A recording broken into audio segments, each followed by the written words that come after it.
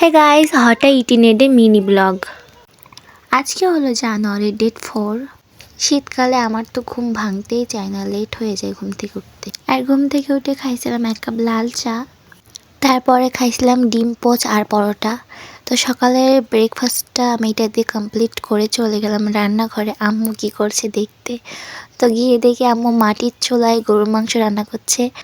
আমার favourite dish গরুর মাংস। তো আমি সামনে চলে আসছি গরম গরম ভাতের সাথে গরুর মাংস খাবো বলে।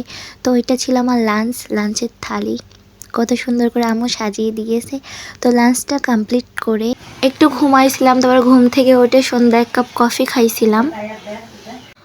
তারপরে দেখি আম্মু বাজার থেকে চিকেন ফ্রাই আনছে, তো ওই চিকেন ফ্রাইটা খাচ্ছিলাম। আর আমার চিকেন ফ্রাই সব থেকে ফেভারিট।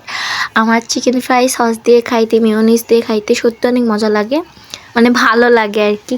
তারপরে খাচ্ছিলাম আর কাজিনদের সাথে একটু আড্ডা দিচ্ছিলাম। তো সন্ধ্যাটা আমার এভাবে কাটলো। তারপরে রাতে খাইছিলাম সাদা ভাত আর দেশি মুরগির মাংস, যেটা আমার আম্মু আলু দিয়ে রান্না করেছে। So if you are new here, আমার ভিডিওটা ভালো লাগলে চ্যানেলটা সাবস্ক্রাইব করে যাবা।